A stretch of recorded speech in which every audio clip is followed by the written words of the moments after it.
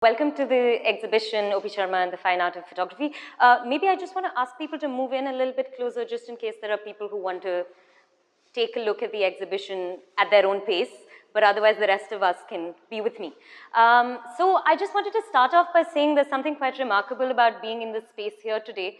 So in 1963, O.P. Sharma's first solo exhibition took place at this very space, and it also happened to be the first exhibition at the Sridharani Gallery. So it's lovely to be coming back to this very space here and having to see about 150 prints all made by O.P. Sharma, displayed together at one place.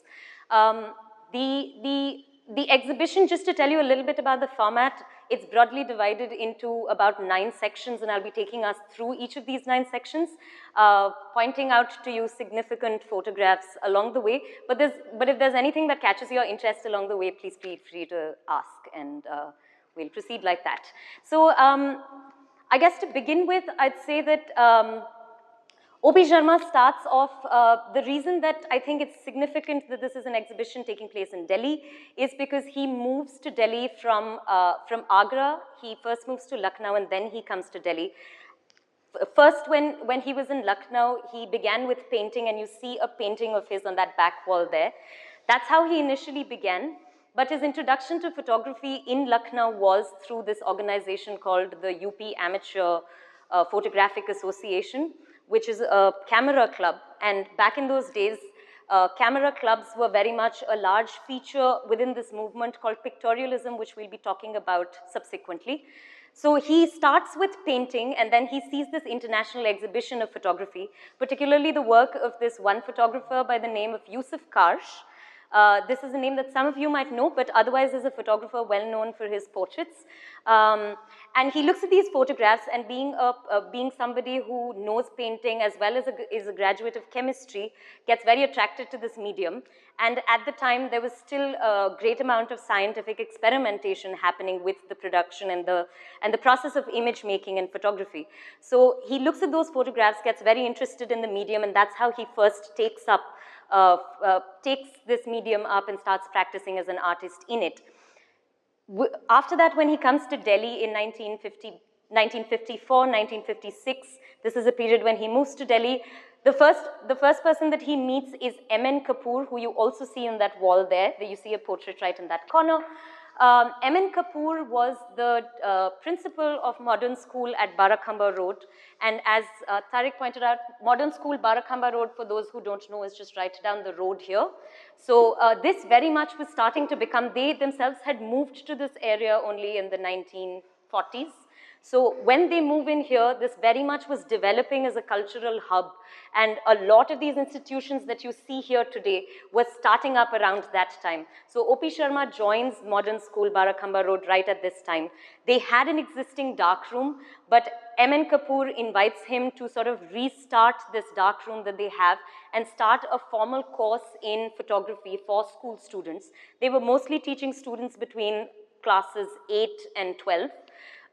But this particular fact is very much a reflection on M.N. Kapoor himself, who was this visionary educator who, apart from O.P. Sharma, is also inviting other artists from the area. Art critics like Richard Bartholomew are also a part of the school at the time, teaching students art and photography, and that wasn't just restricted to the visual arts, but also had to do with theater and the performing arts. He had performers like Narendra Sharma, who's a modernist dancer, who was also a part of the faculty. So that was the kind of milieu that O.P. Sharma was joining. And because of being a teacher at the modern school, he had long access to a dark room in the space where he was instructing students, but also sort of practicing skills of analog photography himself. So I think with that, maybe we move a little bit further to we enter the second section, which is kind of the experimental section, where you'll see some of this darkroom experimentation, some examples of which we might be familiar with, many others we might not be. So, I mean, if you remember, I'd sort of started briefly talking about this movement called pictorialism right at the beginning. Pictorialism is a formal movement, was very much started as soon as photography began. very much in the 1800s, started as a formal movement. The idea behind pictorialism was that for this new medium, they wanted photography to be recognized as an art form unto itself. So very often you'd see people who practice this genre of pictorialism sort of trying to replicate a lot of the aesthetic and affective qualities of painting. So a lot of the formality of painting and landscapes and the other sort of modes that one is familiar with within painting also started to be seen within the photography that these pictorialists were practicing.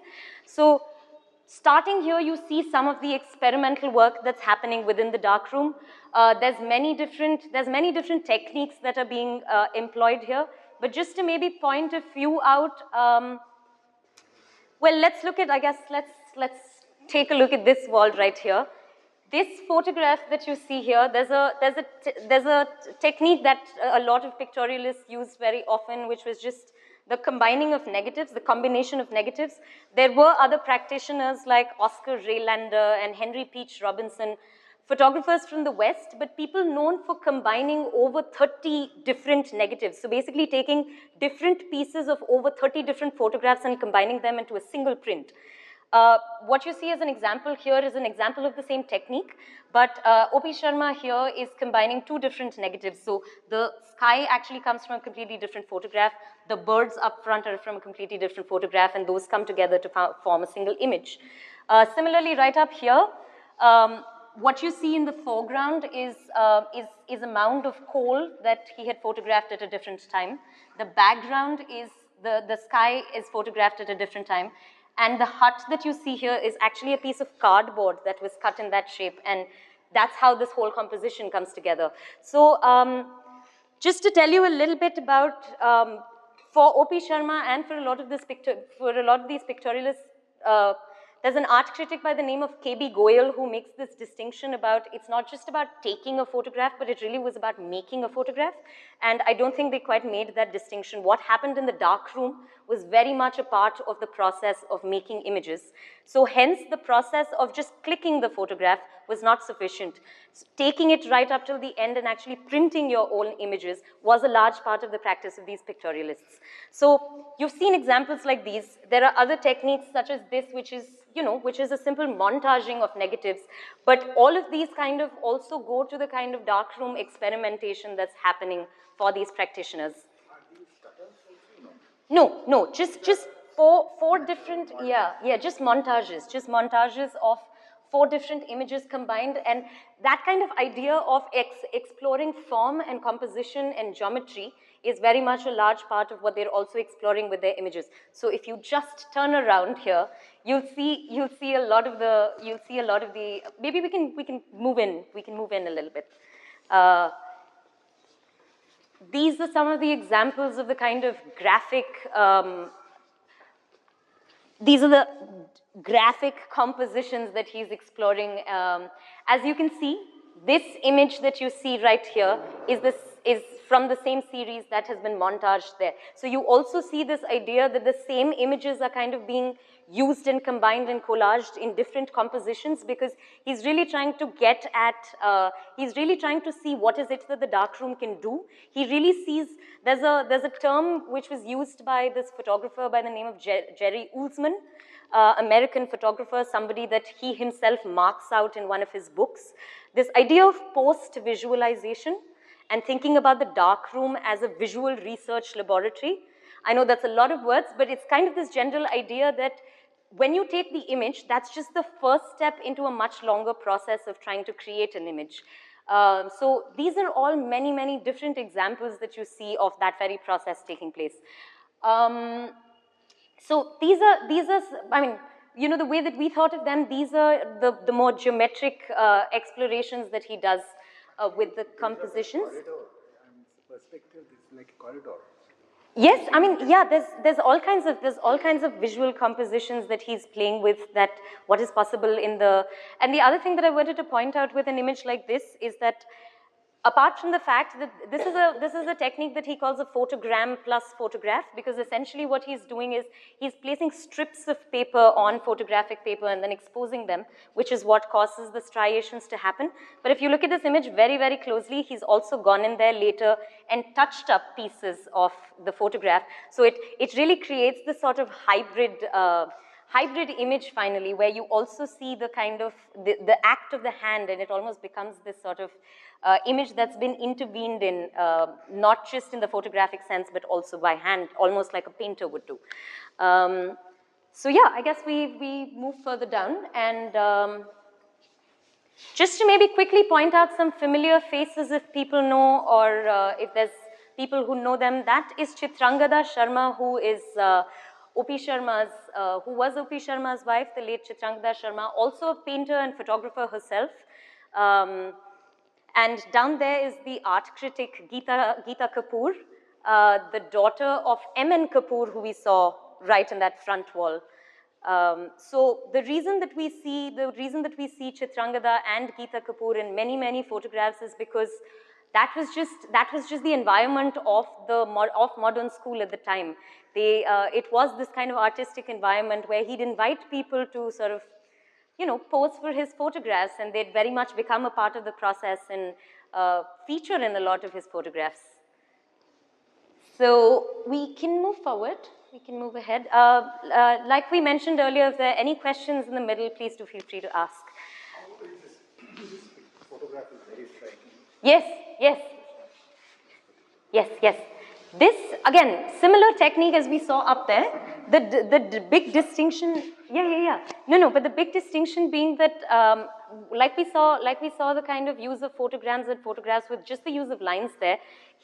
He started the experimentation. Absolutely, there's a lot of, you know, trying to create a kind of general. Now he's going into those auratic territories of trying to create more of a mood and trying to create more of an essence. There's a similar photograph on the opposite wall, but essentially these would be he'd create these textures on a separate. He'd have almost an entire gallery of just what he called the textures gallery. Each one of these rays. They're two. No. They're two separate. There's two separate textures that he's created, which he's just overlapped one on top of the other, which is what is causing the final effect that's happening. Because, for example, what you see there is another juxtaposition of two different textures happening. If I may ask. Oh yes, of course. Geeta Kapoor again. Who you see on that wall, another face that features very often, the Odissi dancer Usha Chetur.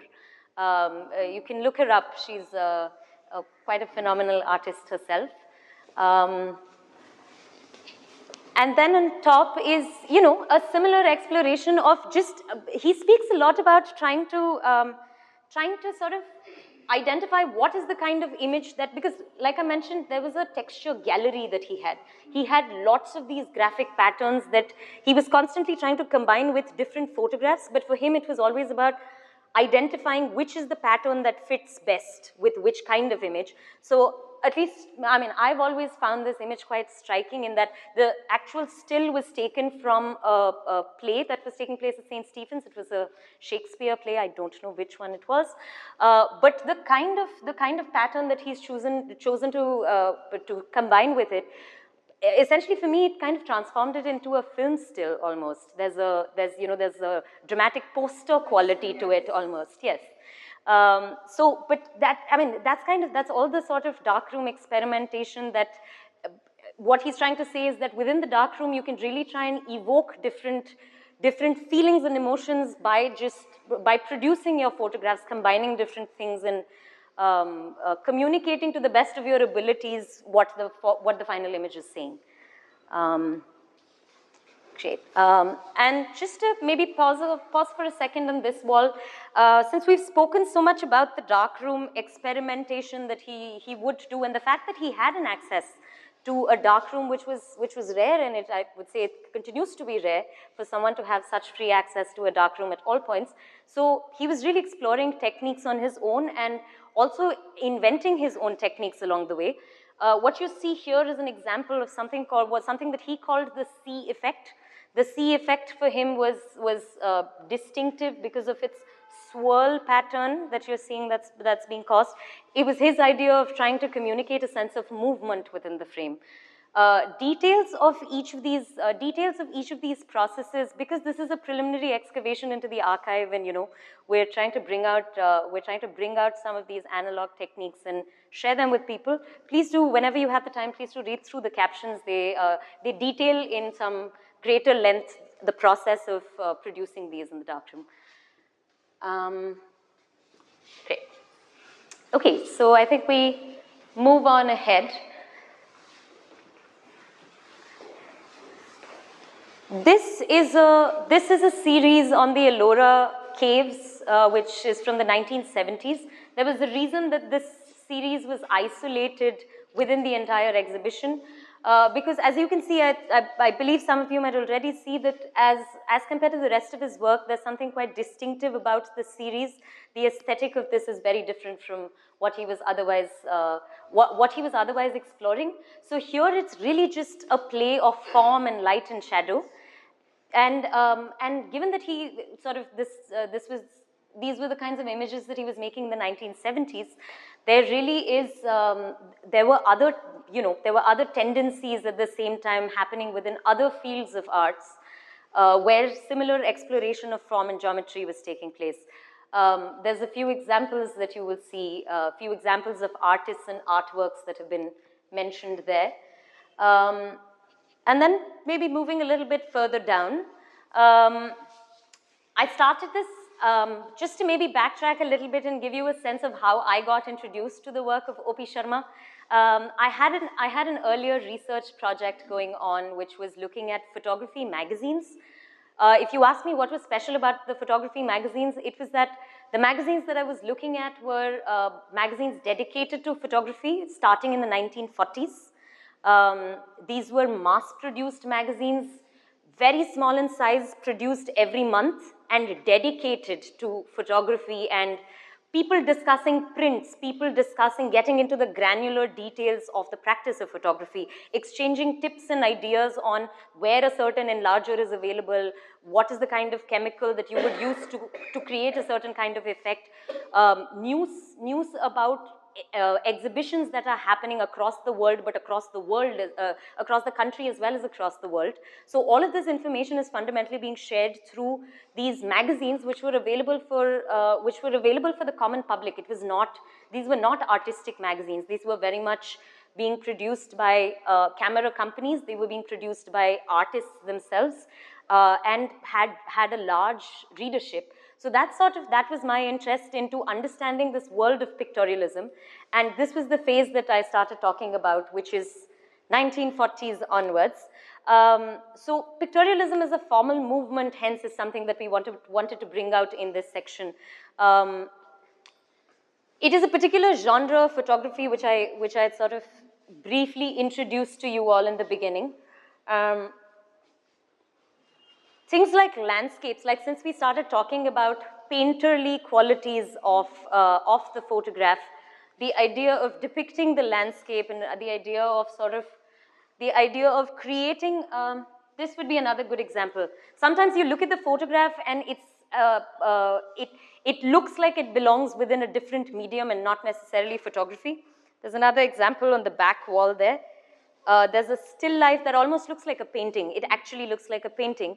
So those were sort of some of the tendencies that they were exploring within this genre. And just to, yeah, sorry. This is Jantar, yes, this is Jantar Mantar from Jaipur. Combined with, if you look at it closely, it's actually got the texture of corduroy fabric that's been overlaid on it, but the final effect that it creates is something that you'll have to come up close and see. So just to maybe give everyone a brief history of pictorialism a little bit, since I started off by saying that it was, one of the first formal movements that started within photography, the second phase of pictorialism is something that we're interested in, and which is what O.P. Sharma has been a part of. The things that sort of define this movement best, I would say, were their impulses towards publishing, their impulses towards exhibition making, and self-organizations, meaning forming camera clubs, camera clubs and extensive camera clubs present across the country they were not just present in these big centers such as Delhi and Bombay, but they were across tiny towns like Palanpur and Agra and Mysore. All of these places had their own camera clubs, and that meant a lot for the practitioners of photography at the time, because those were the only spaces where they got the chance to be looking to sort of explore this idea of photography as an art form, because in the sort of institutional sense, that wasn't a conversation that was necessarily happening then. So an example that's again mentioned on the wall back there is in 1974, the National Gallery of Modern Art holds its first ever seminar on photography. That was the first ever seminar on photography that happened despite photography having been around for a long time. As a national museum, this was the first time that a seminar on photography happened. And it also happened because there was an exhibition of Henri Cartier-Bresson, there might be a name that some of you might be familiar with.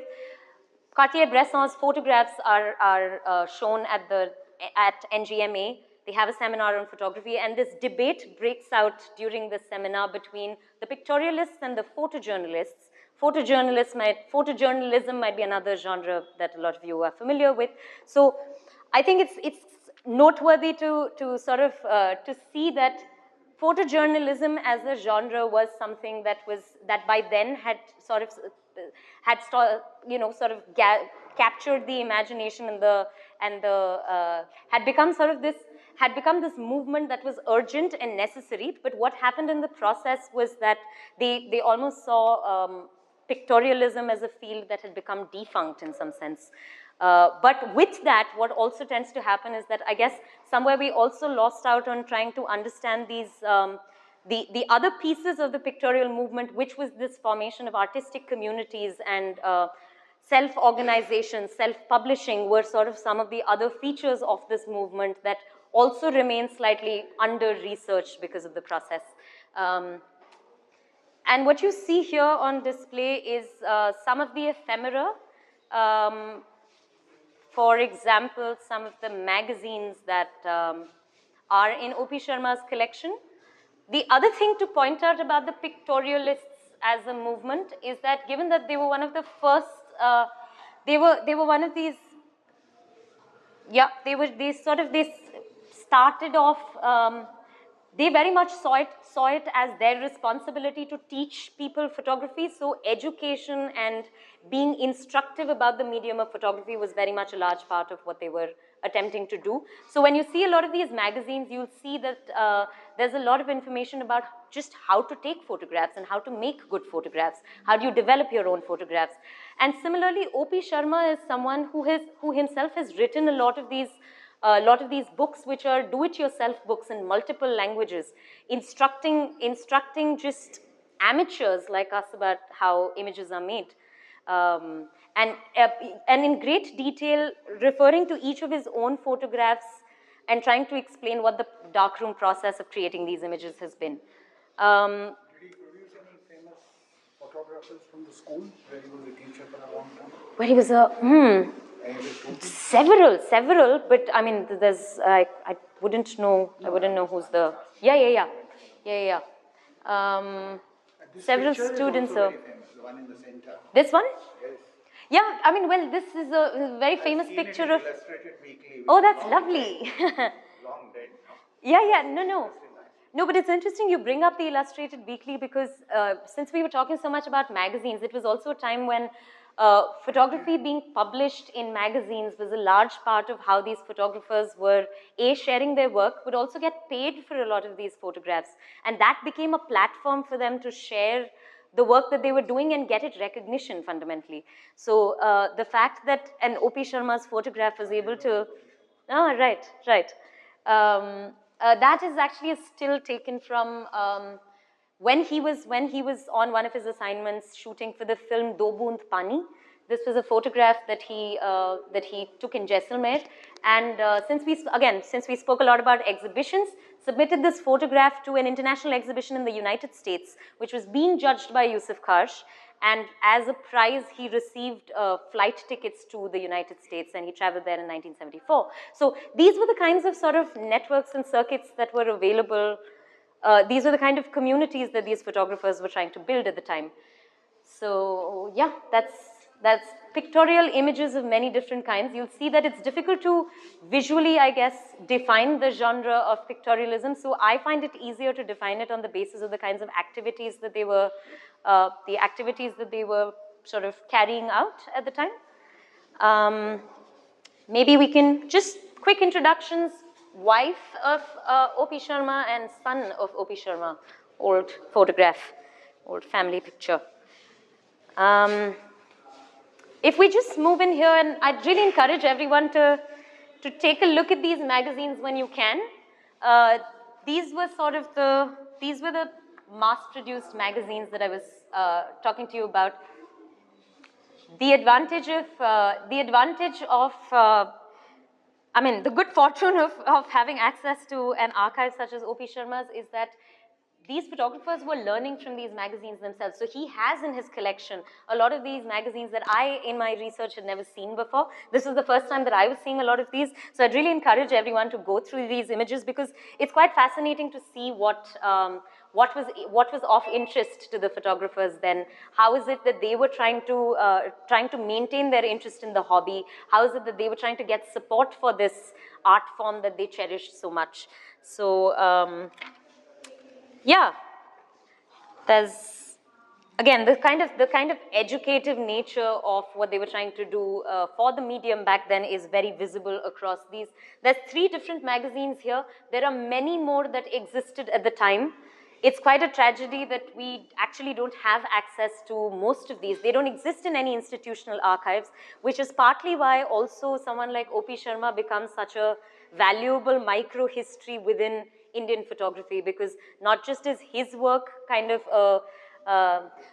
not just does it embody that period, but he himself in his archive possesses a lot of this material that we otherwise wouldn't have had access to. What you see here are just samples from pages from the magazine. This particular one is from the IIPC magazine, which is IIPC was one of 3 photo organizations that O.P. Sharma himself started. The first being the Amateur Photographic Society of Agra, second being the Photo Art Group, and the third being the India International Photographic Council. Just wanted to point this out as, well, this is an advertisement for something called Guinea Photo Products, and it is actually advertising a very particular kind of vest for photographers to be able to stuff a lot of their equipment and gadgets into it. So that's what I meant by this was a very specialized sort of a platform for pictorialists to have. So I guess we now move into the section of commercial work in portraiture. Over the course of his career, O.P. Sharma photographed 4 films from 1971 to 1978. The 4 being Siddharth, Do Boond Pani, Chupa Rustam, and Shalimar. Each of them are sort of, you can read about the films here. I would just say that the films themselves were interesting productions at the time that they came out in the 1970s, because 2 of them were Indo-American productions, and the others were sort of these Bollywood capers, and this one was about the water crisis and the government laws on water at the time. But maybe a quick anecdote about the Siddharth images, just to say that this is O.P. Sharma's wife Chitrangada, who was also present on all of her film shoots, and we see her photographing Shashi Kapoor there. One of the ideas that the director had for the film Siddharth was that the photographs have some kind of a grain. He had a very particular aesthetic in mind for the film that he was taking, which is why he'd also chosen the cinematographer Sven Nykvist, who was the cinematographer on a lot of Ingmar Bergman films. So there was a very particular aesthetic in mind that he had, and one of the ideas for it was to have this very subtle grain on the images for the film stills that went out. So between those 2 images and this one, you'll see this is O.P. Sharma experimenting with how do you produce that kind of a granular quality to these images. And yeah, I mean, they produce these stunning photographs that are that make this a unique documentation of that particular film. Yeah. Oh yes, yes. Thank you. That was that was a very useful prompt. Yes, that was the O.P. Sharma, apart from being a photography teacher at the modern school Barakamba Road, was also a photography teacher at Triveni Kala Sangam right here. So the dark room that he used to work at still exists in the basement down there. It's not been functional ever since he stopped teaching, which was not very long ago actually. And what we see here are all the cameras that he's used, not all the cameras, a part of the many cameras that he's used over his entire career. The enlarger that we see here is from the dark room downstairs. So yeah, that's just a walk down memory lane of the different equipments that, you know, have changed over time and have been used by Mr. Sharma.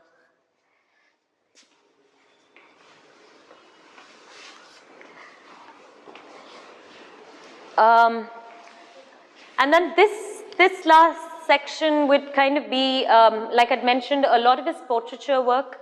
There was a Yusuf Karsh, whose name has come up several times, was somebody who was very influential to O.P. Sharma. And what you see here are portraits from which really capture a sort of socio-cultural scene in Delhi at the time, more than anything else. Right there, there's Sir Sobha Singh, who's a major architect in Delhi. But I really do want to point these two walls out because apart from other things, O.P. Sharma was also a great enthusiast of Hindustani classical music, and also used to be a music critic for a magazine known as Saptahik Dinman. Again, a weekly magazine, and would write about Hindustani classical music for it. So you see an array of a lot of famous music personalities from the time. If you're trying to identify who's who on that wall, we've got a little catalog, a captioned booklet here with a lot of these bios, just in case you're wondering who's on the wall.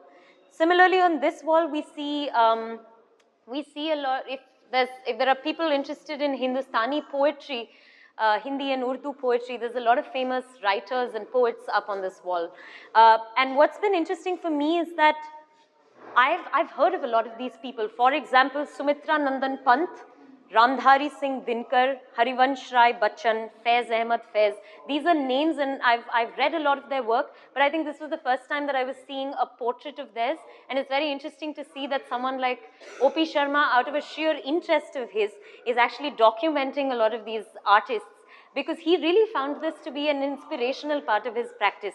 He tried to take portraits of them to have in his collection because he saw those as sources of inspiration for the other work that he did. So it's fascinating that he wasn't just restricting himself to the field of photography, but was really looking in all kinds of spaces for inspiration for the work that he did. And then on this wall here, we've got a very long project, a very long project of O.P. Sharma's, which is on Bharat Muni's Natya Shastra. He worked with the actor Sajjan, who, again, some of you might be familiar with.